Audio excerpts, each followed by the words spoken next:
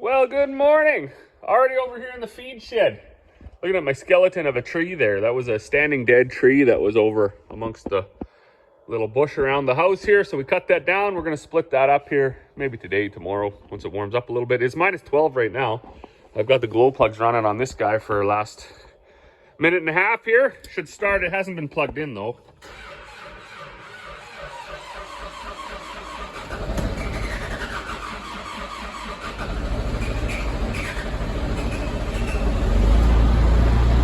Okay, well, I'll take that as a win. Let this guy warm up a little bit. It's been running way better with his new fuel pump. So over the weekend we didn't do a whole terrible bunch, and we had a hockey game in Grovedale, and then can't remember what we did for the rest of the day. Excuse me. Yesterday we cut this wood up, cut some more wood up, split a whole bunch of wood. We took some wood down into the basement and started our first fire for the year.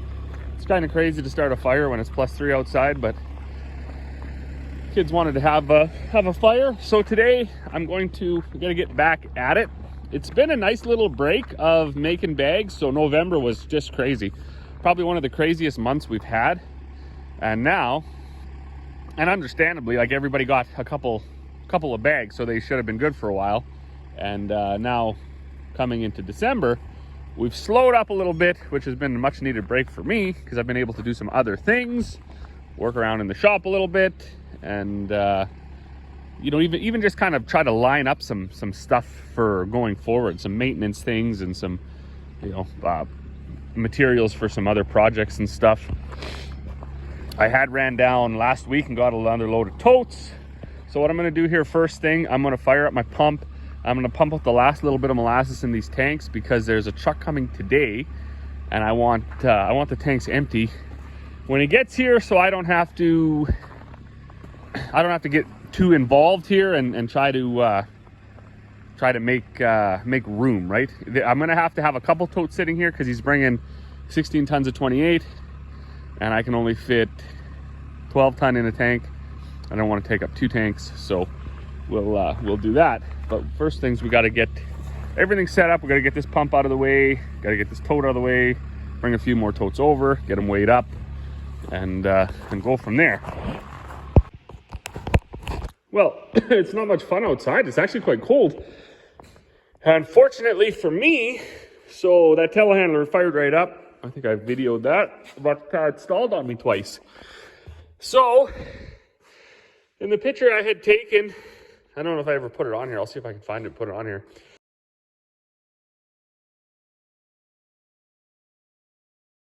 It looked like a bunch of human hair was stuck in that lift pump. I was talking to a mechanic about it, and he said that's pretty indicative of it, of a hose failing. So he said you'll most likely have to find out that hose, because it was plugged right up in, I kept the pump, because I'm assuming the pump is fine. It was plugged right down in there. So we had taken this nut off, I think, and pulled all that junk out of there. So I'm not even too stressed about it because it came with an extra gasket, which I will go over to my gasket material drawer, and I'll cut another one of these out. I guess I'll take this over there right now. It's a good job for my dad. When he gets here, we'll cut a couple spares out so we have extra gaskets. And what we'll do is we'll have a spare pump on the shelf. A bunch of gasket stuff here. I think this is gasket stuff too, a little bit thicker. Some other smaller stuff. It's always good to have some chunks of this stuff laying around. I think this is even gasket stuff. Anyways, we got lots here, so we'll be able to stay ahead of that.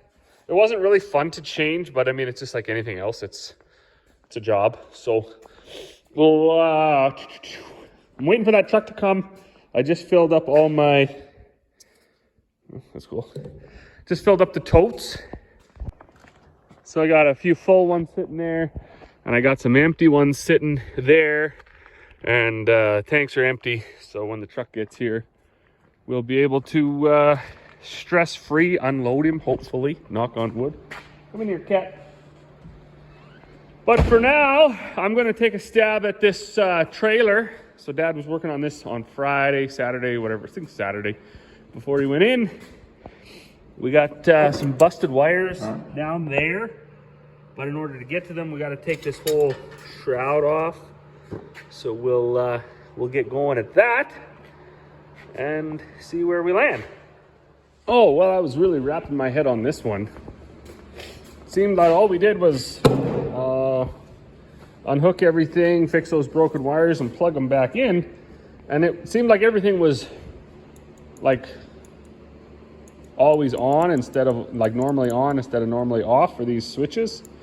And I thought maybe my dad had hooked something up wrong.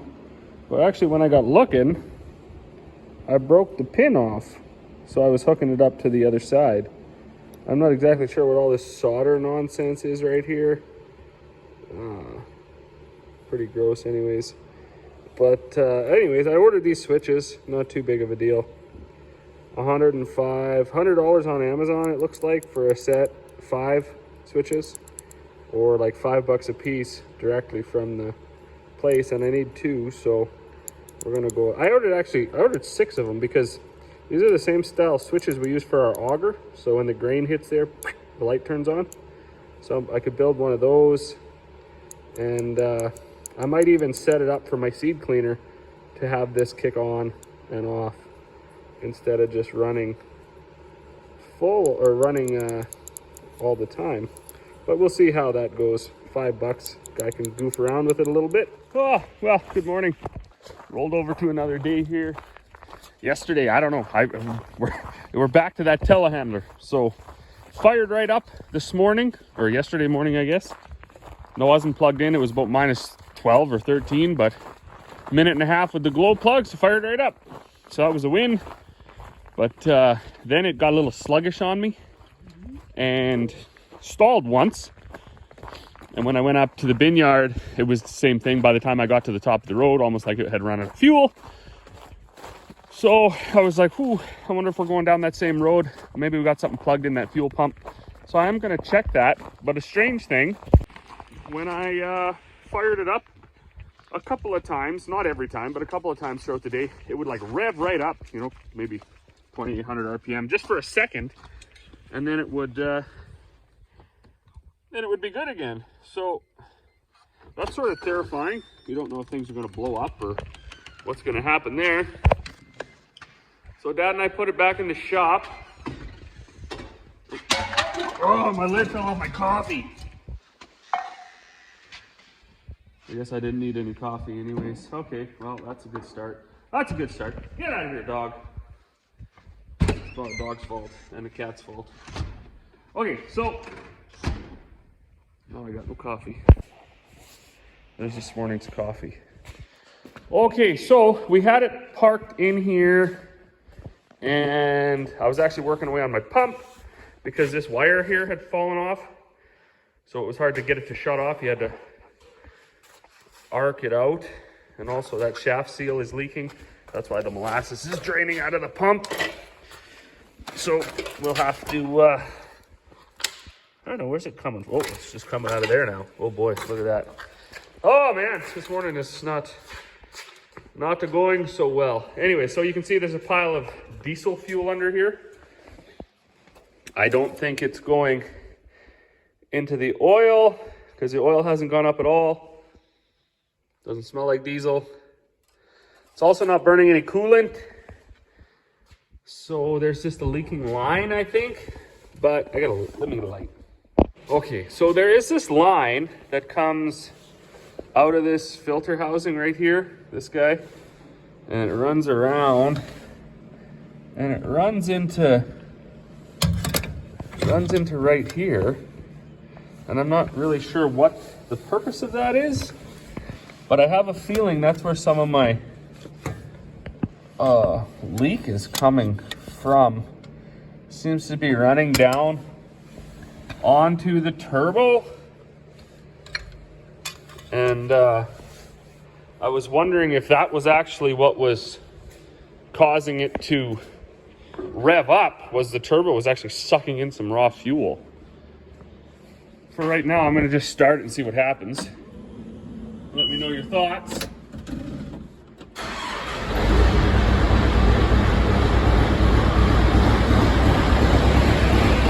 So one of my thoughts was I don't like this. That's surging. It doesn't really smoke, certainly not any worse than it had been. But I'll find that diesel leak, probably run it for the day. But I'm thinking it could be a bad injection. Not 100% sure on that either. So, fortunate for me, there's been a few people made the mistake of telling me that they're heavy-duty mechanics by trade, not to mention the fitting mechanic that's been out here to fix this 2 different times, gave me his personal number, so I text him every once in a while some questions. So I've been, I might be able to get this one on my own without spending, you know, that minimum $1,200 charge for them just to come out, which would be nice because we've already spent, I was just looking last night, so 3 service calls, 3 different times, where the only service call was the first one that they actually fixed anything, or the second one that they fixed anything. That's when they found those rubbed wires under the engine. So the first one was a different company. They came out, they spent some time, didn't fix anything, and actually pointed me down the wrong direction. Really nothing against them, but it was kind of a bad deal for everybody. The next service call was fitting. They came out, they did fix the wires. Then the last service call was fitting again, come out for that fuel issue. They did troubleshoot it, and he said, well, probably your lift pump. And the lift pump did have that stuff in it, so that was, although they didn't fix anything, they diagnosed it properly. But just those 3 calls alone was $1,300, $1,600, and $1,400. So already what, 1, 2, 3, 4, like $4,300 just in service calls. And that's, I don't know. In the whole scheme of things, it's probably okay, I guess. But it's another, look at this. Another pot of oil down there. I need an axle seal or whatever you want to call it for here. I changed it on the front there last summer. It wasn't too hard to do, so I'll get one of those ordered up. But back to those service calls. I mean, in the whole scheme of things, maybe it's not that big of a deal. You divide 4,000 by, you know, a year or 2 years, $2,000 a year, $2,500 a year in service calls. Maybe it's not that big of a deal. That's for one piece of equipment. If you factor in the fact that John Deere comes out every once in a while, New Holland comes out every once in a while, you're most likely going to be around $10,000 a year in service calls alone. So my point to all that is things are getting awfully expensive for everybody. I'm going to go put that battery charger on Carl because I got some grain to load up and to haul. And then we'll see where the day goes. I know I'm not going to have any more coffee until I go back to the house because that's been ruined for me. Okay, well, we got Carl plugged in like I thought. He was dead. Not too sure why he lives the life he lives. I'm assuming one of 4 batteries has failed.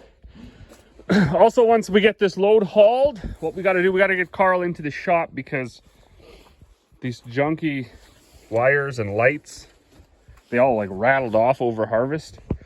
So we got some lights to fix. Also, the local blaster, he's going to come out and have a look. These Load King trailers are the biggest pieces of shit ever, like absolutely ever. So they have maybe 100,000 kilometers on them. I'd say 70%, 80% highway, let's say about 20 loads of fertilizer in their life, 5 loads of sand, the rest is just grain, and they look like they've just been through an absolute war. What a pile of shit.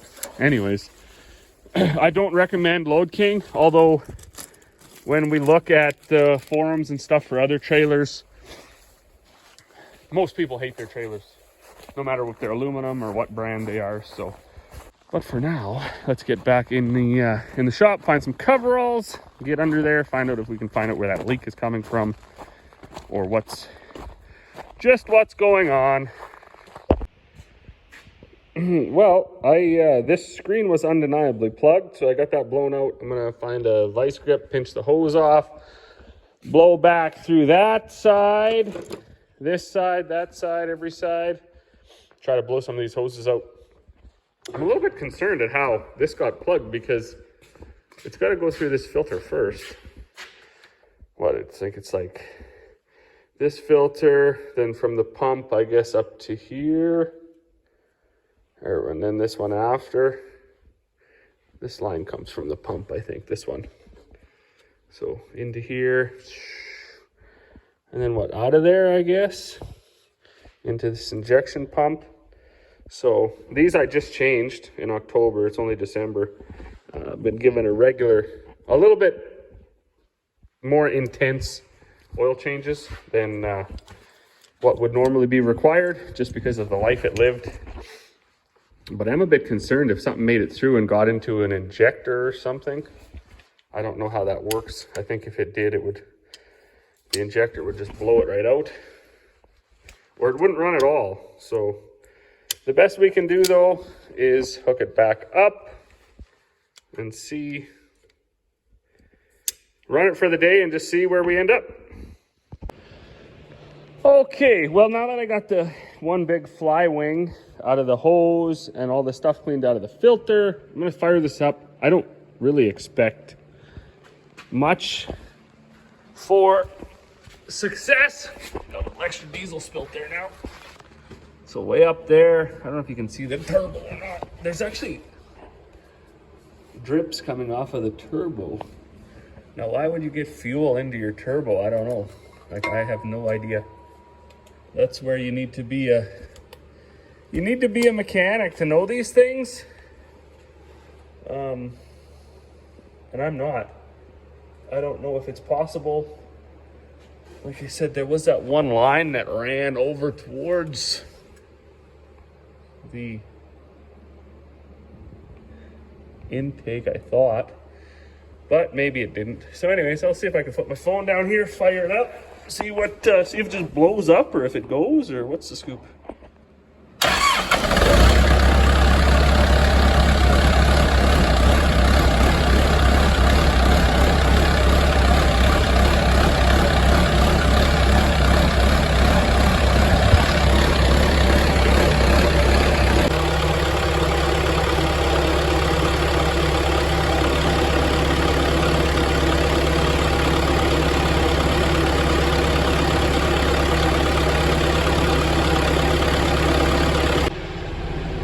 Well, you notice too, the needle isn't really dancing anymore, so maybe I'm gonna die in here if I don't open this door.